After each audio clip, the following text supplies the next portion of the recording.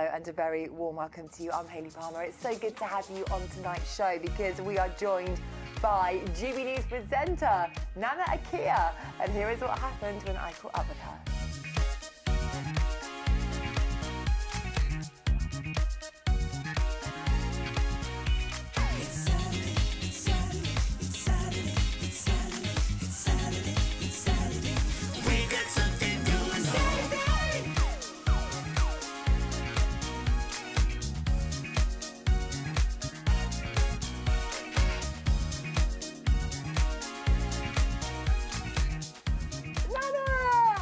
Hayley! Yes! Look, here it is. I managed to persuade her to come on my show. I was like, you've got to come in because I knew it would be five-star entertainment, firstly. Oh, thank you, Hayley. Yeah, how are you doing? I'm good, thank you. Yes, I've been very busy, just doing some stuff on GB News. And recording and so a lot of things. You're always busy, aren't you? A bit like you. Yeah, I like to be busy. Yeah, one thing after another. I like to do one thing, then another one, then another one. Yeah, I say yes to everything, and I'm like, oh, actually... Maybe I shouldn't have, Yeah. But GB News is going well. It is, yeah. I mean, beginning of last week, we beat both the BBC News Channel and Sky News. Come on. On average views across the day. We're getting, you know, when I go out now, people say, oh, no. And I'm like, oh, my God. People actually recognise you. Then you sort of don't want to disappoint them because they've got this vision of you being something of whatever it is. So you're sort of thinking, oh, I don't know what to do now. Yeah, it's nice though. It's very nice, yeah. And people are saying good things. Good. We like good news. Yeah. And you're on 3 till 6 Saturday and Sunday, aren't you? Well, I do Friday mornings. I do Britain's Newsroom between 9:30 and midday. And then I do Saturday and Sunday, 3 till 6. Now, Saturday and Sunday are my own shows. Yes. Britain's Newsroom is a generic show that goes across GB News, so I do that every Friday. But also I do cover all different shows, so I cover breakfast or whatever. So there's no excuse not to see Nana. There you go. There we go. There's a lot of excuses.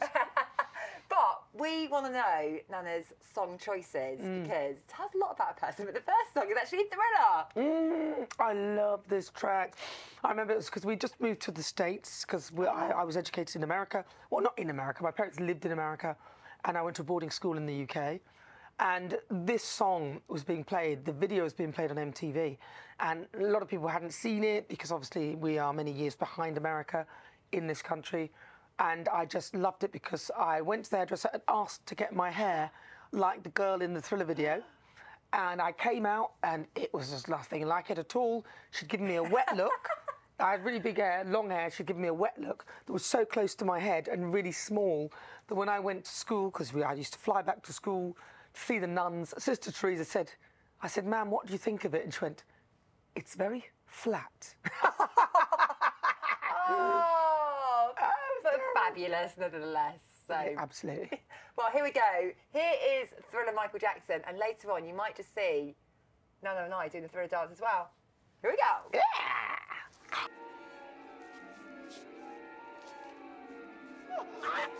Are you all right? Now, Nana, I want to rewind. Like, this is your life, isn't it? This is right my back, life. because you were actually born in Newcastle. Why, I'm a Geordie. There we go. Geordie. And like you said, you went to boarding school and you were a gymnast as well, which we have seen a little bit of that on Instagram, which we're loving. Thank you. Yes, yeah. I used to have the record for the most number of backflips in a row. So I used to do 15. The record was 15, so it was like 1, 2, 3, and then I'd finish with a double back somersault. Can you still do it? Now? Well, I can actually do the round of backflips. And because what it is, when you're doing the backflip, the momentum and the speed and the pace. So in the end, you end up going faster and faster and faster. And when you get to the end, you have this almighty jump. And that jump, from all the energy that you've created as you're doing, you can jump like literally 2 of yourself. 2 of you, that'd be quite high up, Hayley. Very high up. Tall. Do you know what? I used to be flexible. I used to do the splits, but now I'm like, I mean, after a Prosecco, you know, it all comes out, but... You can probably still do it. I think I could do right leg, but not left leg. I was never good. And then you always got to work on your bad leg, haven't you? Yeah, there's a bad leg. There's always a bad leg. There we go. But I want to talk to you about how you got into presenting, because it's something we don't know about, Nana. And you started at radio, well, Chelsea and Westminster radio. Well, what happened was I used to work at Kiss 100 and I was there as a sponsorship person. It was my first job out of university. And I was recording, I used to write all the promotional trails and I'd get my own clients and I'd write all the stuff. And one of the clients was Durex. And Durex asked me, they said, oh, can you voice our ad? I thought, really? So I wrote the script, because I used to write the script, and then I voiced the ad. It was make it a date, and make it a safer date with Durex, and guess 100. There we go. That was the end of it. I've still got that commercial. Woo! And it was after that, they gave me 30 quid for doing like literally 2 minutes work, and I thought, that's really good money. 30 quid, two minutes. And I was only recording in my normal voice. So, yeah, so then I sort of got the radio bug because I was working in radio. I kind of wanted to be on air. Yeah. But that's how I started to get on air. And then I moved to Capital Radio, setting up sponsorship on the internet. Oh, right. Yeah, nobody did that before. Nobody had heard of it. It was like many years ago, and you'd take a CD-ROM to show the website because it was a dial-up connection. Young people have switched off now. They don't know what we're talking about. But that was then at Capital Radio. I got a chance to cut my demo and do Chelsea and Westminster Hospital Radio, which I did. Learned how to drive the desk. Yes. That's how I did it. Skills. And eventually Richard Parker was head at Capital at Global at the time. That blew me away because Gave Fame me an Academy, interview. Richard Park. Yeah, he gave me Love an interview. him. Yeah. Wow, he actually spotted you there. Well, no, he didn't spot me. I was good friends with his secretary, and because we all worked at Capital Radio, and I said, when is he back? And she told me, and I got a meeting with him and went in and said, this is my demo. There we go. And he goes, it's a bit breathy, Nana, but I'll give you a shot. That is actually spot on. That's what he said. I love that. And you went into shopping tally as well, didn't you? I did. That was my first job in TV because I used to leverage my show to interview people on my radio show. And one of the guys that I'd managed to I blagged a seat on a table that was next to a guy who was making graphics for Bid Up TV. And I said, well, I'd love to interview you on my show. And he then gave me the contact of the person at Bid Up TV. Right. And I wrote to them, and ironically, we had to do pretend that we were selling a piece of fitness equipment. And the thing is, I was really into fitness, and I was like, oh my God, it's a piece of fitness equipment. But I did it, and I thought I'd been too quiet, and I thought they'll never give me the job. Too quiet? Because I was with this guy, and he was so good, and I thought, oh God, he's going to get the job. But when the camera, just as we'd finished, he then said, oh God, you'd have to call the fitness police on this thing. And I don't know whether the camera was rolling or not, but I remember the boss looking at him thinking, if you said that on air and we'd left your mic up, you'd be in trouble. Not the one. And I got the job. Yes! Come on, Nana. But that is an absolute skill, isn't it? Shopping tally Oh my God. I feel like if you can do shopping tally, you can literally do anything because it's a skill just to be able to talk for like 3 hours about a fitness equipment, you know. We had a Bid Up TV, and Price Drop in the end because we launched both. We had rising and falling price auctions. So you'd have, say, 500 of one thing, and everyone would pay the lowest price, so the price would keep falling until everybody is in and has purchased the product.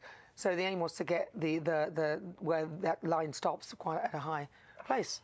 And that was tough because you had like 9 products. Yeah, it's tough. Each are about 500. Yeah, no. ASA, Ofcom all on your back. And it's live. Yeah, oh, I know. That's the thing, isn't it? Yeah, but, 3 we can cameras. talk, but that is definitely a skill for life. Anyway, we're going to go to your next song. I nearly screamed when I heard what you were going to choose. Chaka Khan. Ah, Ain't Nobody. Can you sing it? Don't ruin it. A lot of people have tried and they've ruined that song. Yeah, here we go.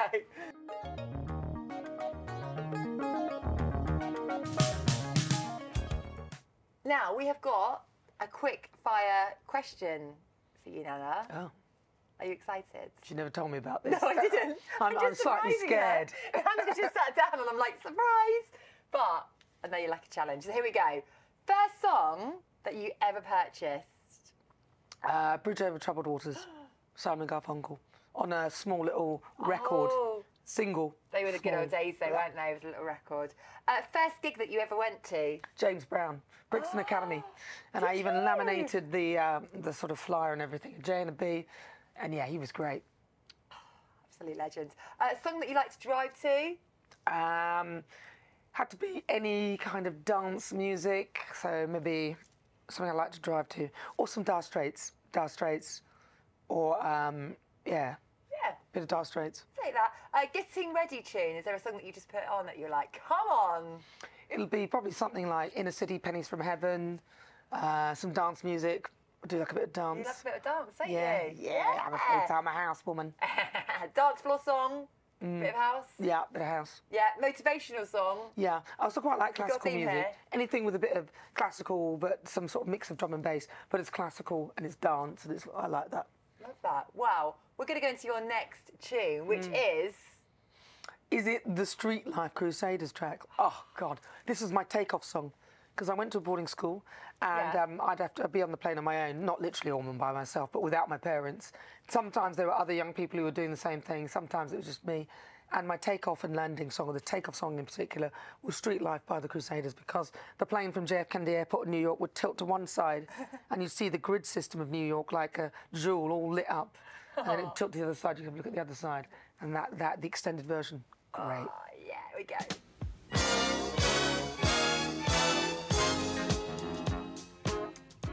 Now we've got some questions from some of our lovely viewers. So Sarah says, Nana, she loves your show. She wants to know, who is your favourite person that you've ever met? Ever actually met physically, or can they be down the line on an interview? Just have your own rules, Nana. I'll make my own rules. I think the most fascinating person that I've ever met, and this is, I haven't actually met him in person, but hopefully I'll get to meet him very soon in person, is probably Uri Geller. I think I saw this in your GB News show, yeah. Absolutely fascinating. He's got so much life, so much energy.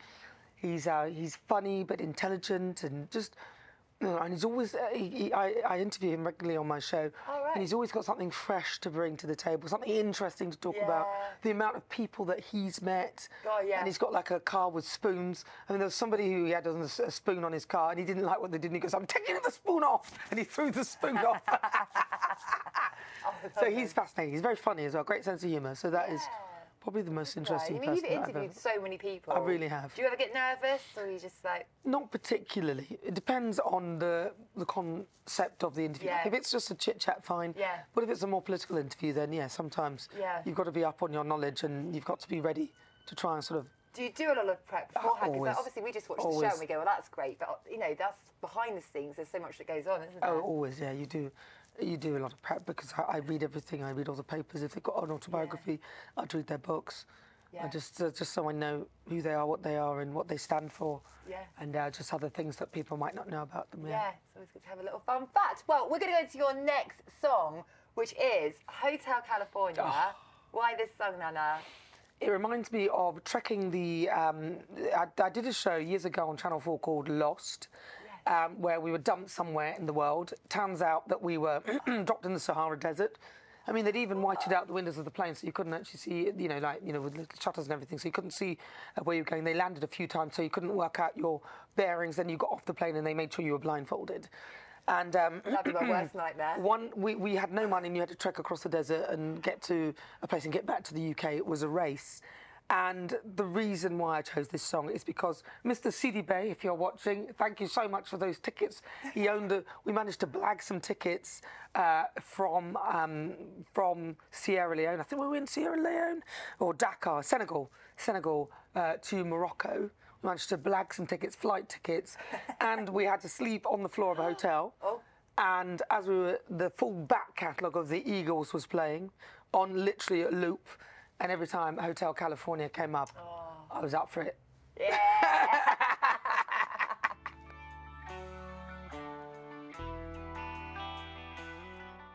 Nana, we've got some fun facts about you. Oh, is it? Some more surprises on the show. God. Just gets more exciting by the minute. Here we go. You recently went on holiday to Portugal. I did, yeah. It's the first holiday I've been on with my children, just me and them, yeah. Because, as a single mum, working really hard, I couldn't afford to take them away. And I couldn't afford to have time off, because before GB News, I was always a freelancer, but on contract, so you can't just go. Yeah. And also, they were quite young. Yeah. So. How old are they now? My son is 7 and my daughter is 15, so yeah. They got aspiring, presenting... My daughter, definitely. She's really? She'll be something to do with Watch this space. Ivory, maybe. I don't know what he would do. So you have quoted that yoga is the best exercise in the world. Hot yoga in particular, yeah. Oh. Because I've done everything. I used to have a fitness business. I was a gymnast. I've run. I've done this. I've done that. But to be honest, yoga is the hardest. Everyone thinks, oh, yoga. And I thought it was all sleepy and boring and No, it's really difficult. And I'm training to do the press handstand. So that's the handstand with the hands on, and then your legs just go up. So yeah, that's really difficult. I've seen gymnasts do that. That's so difficult. I can just about do a headstand, I think. That's easy. Very easy. No, I've got to have my legs against the wall. Oh, is it? Headstands are really easy, but they can look quite impressive. Yeah. They look like if I do a headstand. Especially when you start doing things with your legs as well. You can do all sorts with that. There we go. It looks great, but it's show, actually isn't really it? easy. It's easy. Easy. Yeah, of course it's easy. Yeah, they are. You've got a column with the Daily Mail. Yes, I was writing for the Daily Mail for about a year, so I've done that. And I thought that was quite nice. I write now sort of ad hoc rather than weekly, but it was a weekly column for over a year. So that was quite nice. It was a good experience to do that. Yeah. But I'm sort of branching out and hopefully writing for some others as well. Oh, right. Yeah. That's great that you can do both. I'm not a very good writer, Nana. My concentration goes. I'm a better talker. No, well, it gets you in the swing of really learning to write and, you know, structuring how you write and, you know, learning from other writers as well. It's inspiring me now. Look it out. Well, your next song, Baby D, Let Me Be Your Fantasy. This is a throwback tune. Oh, yeah, this is my clubbing days when I was a student at university, the University of Sunderland. And only because, and it was purely by default, because when I was filling in the thing, the application had gone past N, which was Newcastle, which is where I'd meant to go, but I didn't want to look like an idiot getting my alphabet wrong. So I thought, where's the next closest place? And the only reason I went there was because I took a coach down for this sort of open day to check it out. I left my wallet on the coach. It was about 4 o'clock in the morning. And I was like, oh my God, and I must have gone white because I actually got off at the wrong stop. So like about 4 or 5 stops before, at 4 a.m., don't know where I am. And this woman said to me, Pet, are you okay? And I said, I think I've left my wallet on the coach. She goes, come with me. She's a single mum, didn't really have very much, took me to her house, sat down, gave me some food and stuff, phoned the coach station, and they said, we'll bring the coach back on a coach that's coming back, but she'll need to get on a bus and we'll meet the coach at the bus at the... So she gave me some breakfast and stuff. She had a tiny little, like 1-bedroom, small thing, you know. Kind soul. Really kind soul. And I got on this bus. Everyone was on the bus. I don't think they had any black people there, to be honest. They weren't very. I was. And you know, everyone on the bus was lovely and chatty. And they were all like, "No, you need to get off here." The bus driver stopped a little earlier from the actual stop so that I could go to the coach station. Everyone was gorgeous, and I got to the coach station, and there was my wallet. Yes. And I went to the walking around, and I met this girl called Lisa, who became my best friend. And I was walking around, and suddenly I was saying to her, Lisa, there's only one person I know in Sunderland, and her name's Yosine. And I suddenly heard, Nana! And it was my friend Yosine sitting out on her window ledge on like the first floor of a Victorian thing. And I was like, oh my God. I said, listen, I've got to come here, obviously. Yeah, so I went to Sunderland University, and that song was one of the songs because I used to club in Annabelle's. I used to dance on the tables, and I was paid to dance in the club, and that was one of my floor fillers. Woohoo!